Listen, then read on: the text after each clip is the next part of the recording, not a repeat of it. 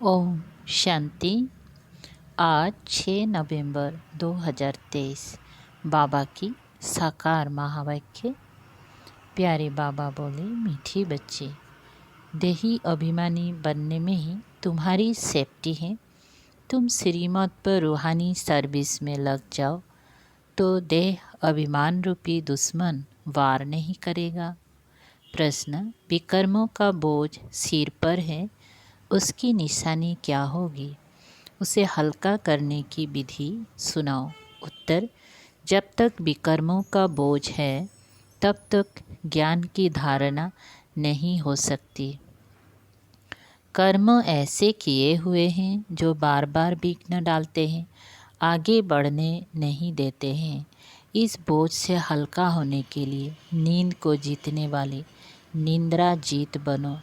रात को जागकर बाबा को याद करो तो बोझ हल्का हो जाएगा। गीत। माता ओ माता, तुम हो भाग्य विधाता। ओम शांति। ये हुई जगदम्बा की महिमा, क्योंकि यह है नई रचना। एकदम नई रचना तो होती नहीं है, पुरानी से नई होती है। मृत्यु लोक से अमर लोक जाना है। यह जैसे जीने और मरने का सवाल है। या तो मृत्युलोक में मरकर ख़त्म होना है, या तो जीते जी मरकर अमर लोक में चलना है। जगत की माना जगत को रचने वाली, यह जरूर है बाप स्वर्ग का रचयिता है। रचना रचते हैं ब्रह्मा द्वारा। बाप कहते हैं, मैं सूर्यवंशी चंद्रवंशी राजधानी स्थापन करता हूँ, आना है संगम पर। कहते भी है, कल्प के संगम युगे हर संगम युगे आता हूँ। क्लियर समझानी है, सिर्फ मनुष्य ने भूलकर नाम बदली कर दिया है। सर्वव्यापी का ज्ञान जो सुनाते हैं, उसमें पूछना पड़ता है, यह किसने कहा, कब कहा, कहाँ लिखा हुआ है। अच्छा, गीता का भगवान कौन है जो ऐसे कहते हैं? श्री कृष्ण तो देहधारी हैं, वह तो सर्वव्यापी हो नहीं सकता। श्री कृष्ण का नाम बदल जाए तो बात आ जाती है बाप पर।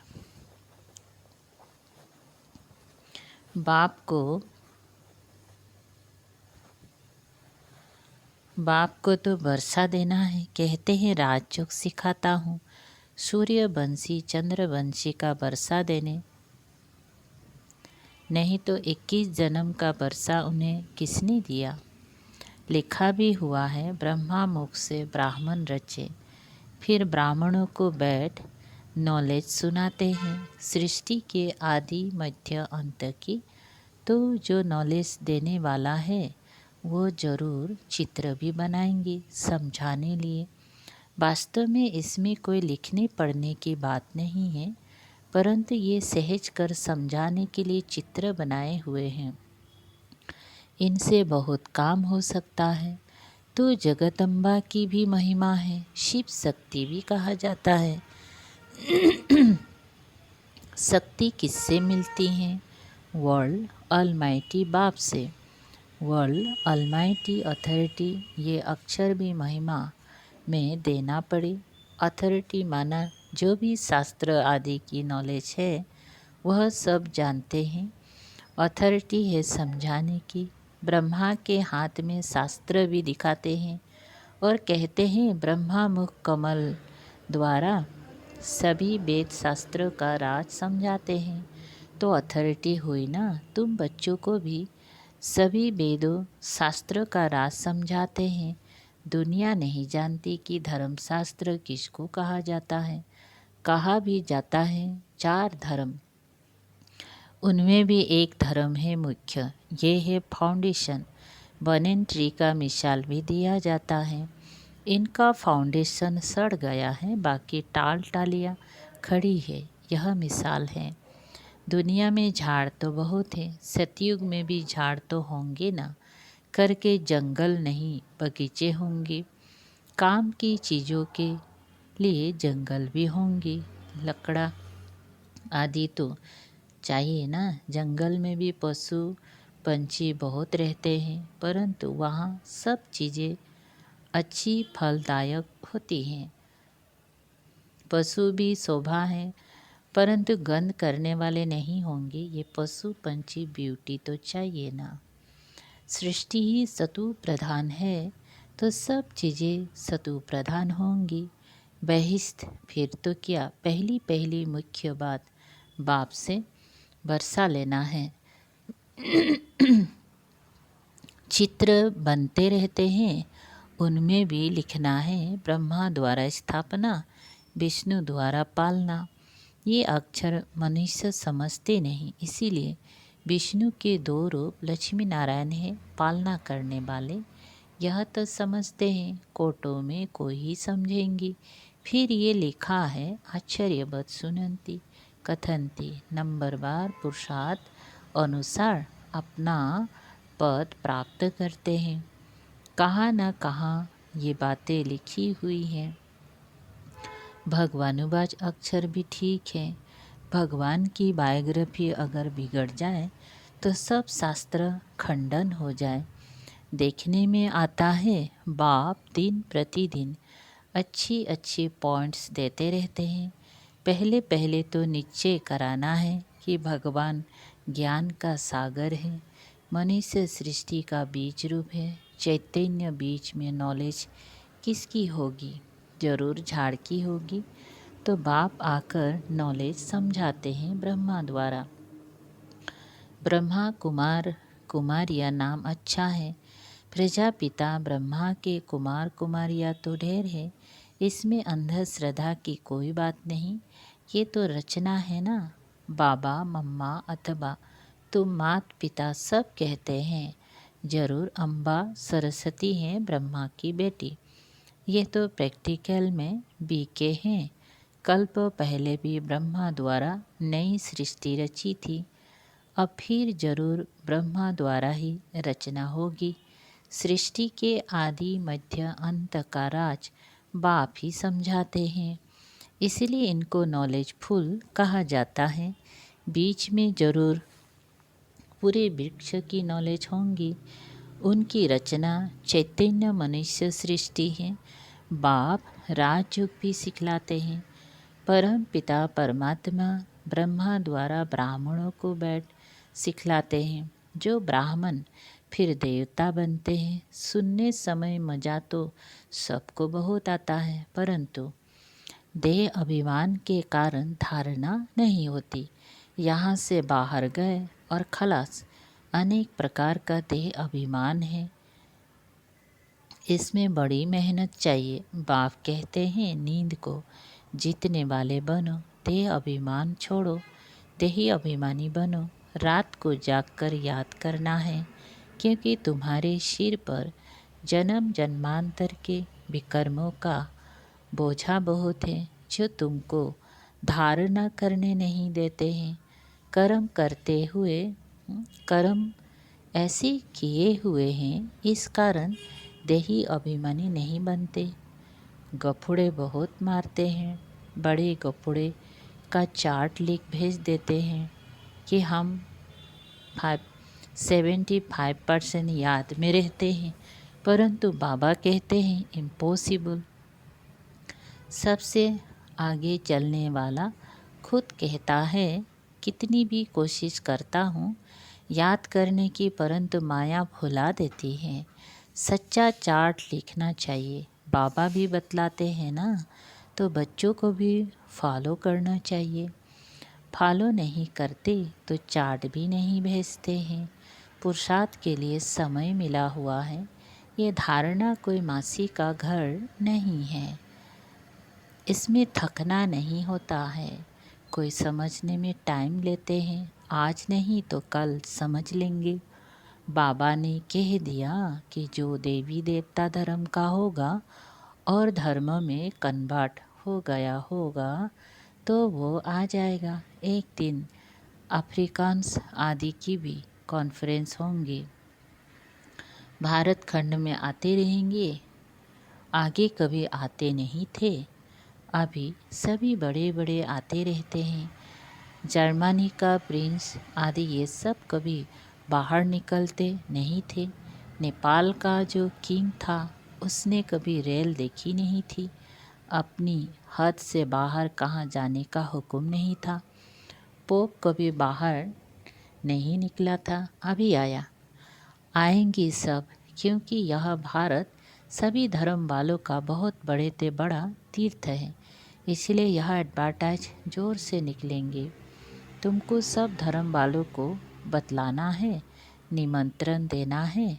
ज्ञान फिर भी वही उठाएंगे जो देवी देवता धर्म वाले कन्वर्ट हो गए हैं।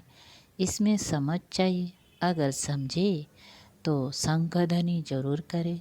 हाँ, ब्राह्मण है ना, हमको गीता ही सुनानी है। बहुत सहज है, बेहद का बाप है, स्वर्ग का रचयिता। उनसे वर्षा पाना हमारा हक है, सबका हक है। अपनी पियर घर माफिक न अपनी पियर घर मुक्ति धाम जाने का। मुक्ति जीवन मुक्ति का हक है। जीवन मुक्ति सबको मिलनी है। जीवन बंध से मुक्त हो शांत में जाते, फिर जब आते हैं तो जीवन मुक्त है। परंतु सबको सतयुग में तो जीवन मुक्ति नहीं मिलती। सतयुग में जीवन मुक्ति में थे देवी देवता। पीछे जो आते हैं कम सुख कम दुख पाते हैं। यह हिसाब किताब है। सबसे कंगाल भारत ही बना है, जो सबसे ऊंचा था। बाप भी कहते हैं ये देवी देवता धर्म बहुत सुख देने वाला है, ये बनी बनाई है। सब अपने अपने समय पर अपना अपना पार्ट बजाते हैं। हेवेनली गॉड फादर ही हेवन स्थापन करते हैं और कोई कर ना सके। क्राइस्ट से 3000 बरस पहले बरोबर कहते हैं हेवन था, नई दुनिया थी। क्राइस्ट कोई वहाँ थोड़े ही आएगा, वो अपने समय पर ही आता है। फिर उनको अपना पार्ट रिपीट करना है। ये सब बुद्धि में बैठे तो श्रीमत पर चले। सबकी बुद्धि एक जैसी नहीं है। श्रीमत पर चलने की हिम्मत चाहिए। फिर शिव बाबा आप जो खिलाओ जो पहनाओ, ब्रह्मा और जगदम्बा द्वारा, ब्रह्मा द्वारा ही सब कुछ करेंगे ना। तो दोनों कंबाइंड है। ब्रह्मा द्वारा ही कर्तव्य करेंगे। शरीर तो दो इकट्ठे नहीं है। कोई कोई कंबाइंड शरीर भी देखा है बाबा ने।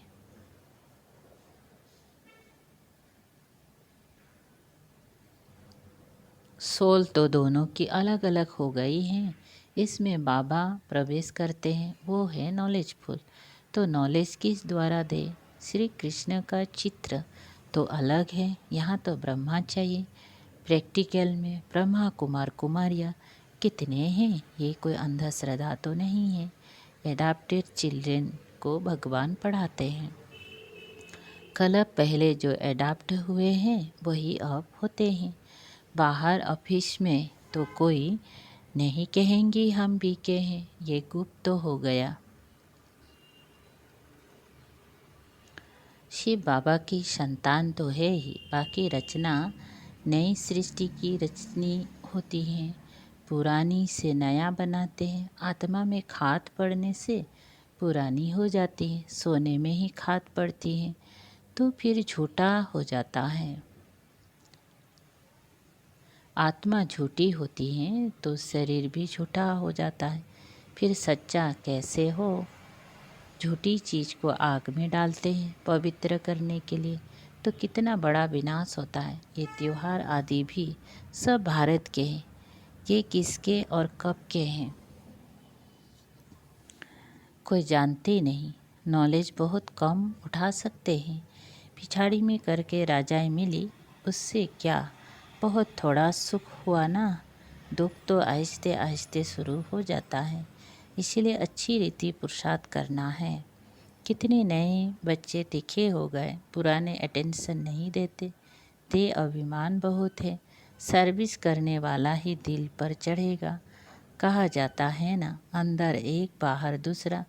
बाबा अंदर से प्यार अच्छे अच्छे बच्चों को करेंगे।